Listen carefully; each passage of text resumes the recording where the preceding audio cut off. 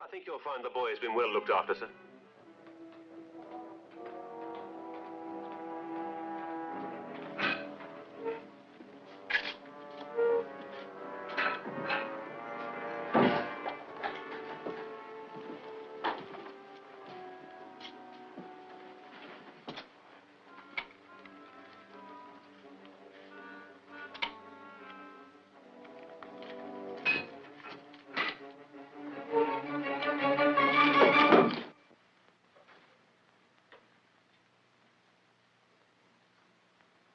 Alec,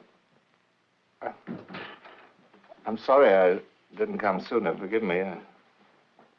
Well, you see, I didn't know. Can you hear me? I was moving about. I was traveling all the time. This advance that my publishers gave me, I'd started to work on a new novel that I'd set in Canada. You were working on one of your longer drugs. You were in a sanatorium. The prosecution brought it up. They thought it would be good for their case, I suppose. A drunken father, bad blood. I came as soon as I could, Alec. You're drunk now. Oh, no. No, I haven't had a drink for a long time. It was just that I couldn't get here sooner. I've been very sick. Even before this happened, you hadn't written for months. I know. I'm sorry. Forgive me. But it didn't matter. Somehow, we always knew that we were together, you and I. You remember? I remember every letter you did write. Every word. And those frightening boarding schools you put me in. And the weeks, months that would go by without seeing you. And then you'd show up with a silly little gift of atonement in your pocket. I'm here now, Alec. That's the important thing. Each time you seemed to me so handsome, so charming, I was glad to forgive you. I'd forgive you anything. But not this time, David. You left me alone. I couldn't help it, Alec. Doesn't matter. Nothing really matters. Besides, I understand now about Mother. You just made use of me to get her back. Look, Alec, we haven't got time to go into all that. Tell me, what happened? I know you didn't do this. No, I don't want to talk about it. No. But you've got to let me help you. No, I'm going to die in a few hours, and it'll be over. It's too awful when you think there's hope. I went through it once. I'm not going through it again. But you're letting them. You're not even trying to help yourself. But why? Why should I wait until I turn into something like you? Oh, no. Long before this happened, I'd started to drink. What? You've got to let me help you. Please. Alec. Alec. Well, there must be something I can do. I'll study the transcript. I'll get more time. And you mustn't give up. Why not? What difference would it have made if you had died when you were my age? Alec. Alec.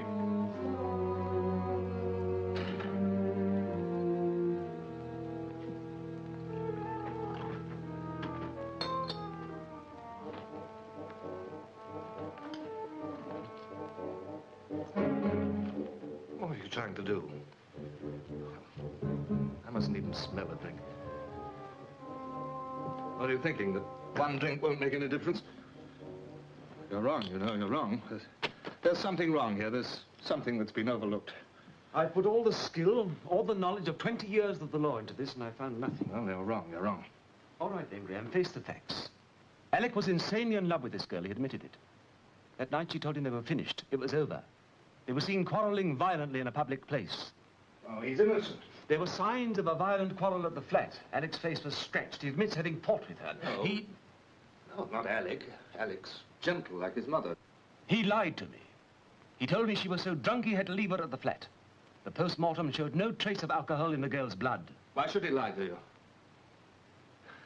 Clayton, you believe he's innocent, don't you? Well... Oh, stop acting like a lawyer, man. Tell me what you believe as a man. I fought this with everything I could. I've had 2 stays of execution granted, and there's nothing more I can do. Well, then let me fight. Get me an appointment with the Home Office. The Home Office can't grant a 3rd stay unless there's some overwhelming new evidence or an undeniable doubt.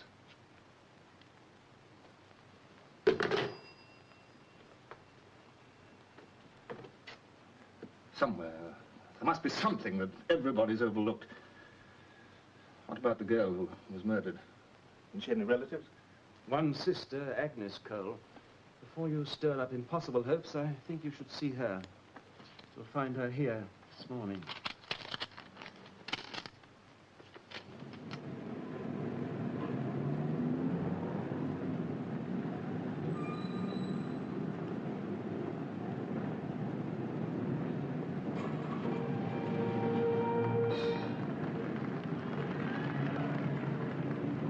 And now, ladies and gentlemen, it is my pleasure to introduce the lovely ladies of our show. First, we have lovely Yvonne. Yvonne is what is known as a tall, willowy blonde. Sometimes she will away, sometimes she won't. And here we have Laura. Laura, now there's the type of girl who won't go anywhere without her mother. But boy, can her mother go places. And here's Deirdre, beautiful Deirdre. She likes the little things in life. A rose, a little coat, a diamond ring. I want to see Agnes Cole. Here's What? Ivy, the Agnes queen of Cole. I'm Agnes Now, Cole. here come the lovely dancing ladies of the show. I'm David Graham, Alec Graham's father.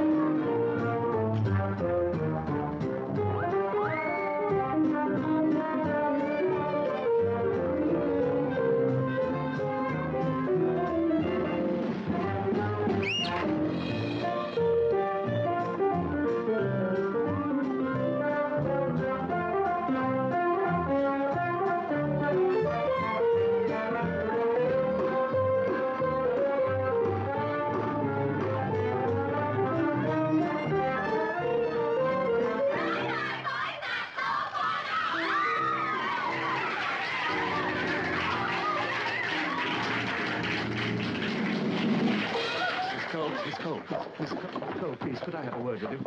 Your son killed my sister. You keep away from me. No, Alec could never have done a thing like that. How He's could not... you know? You weren't even at the trial. My sister Jenny was a sweet and lovely person before she met Alec. Then she got so you wouldn't think she was the same girl. She'd come home night after night, drunk. And then one night she came home. Christmas Eve it was, too. And I thought she'd had an accident. She was all bruised. And her cheeks were all swollen. And her eyes. Well, then it couldn't have been Alec. It must have been someone else. She must have been going with someone else. No, only Alec. No, it couldn't have been Alec. What other man was she seeing? No one. Why should a chorus girl go out with a penniless boy, especially if he were being cruel to her? Doesn't... Look, please, can't any of you tell me something about Jenny Cole? You see, I've got to find out because... What are you doing? What are you trying to do? Dirty the memory of my sister. Let me tell you, Mr. Graham, your son killed my sister, and I'm glad he's going to die.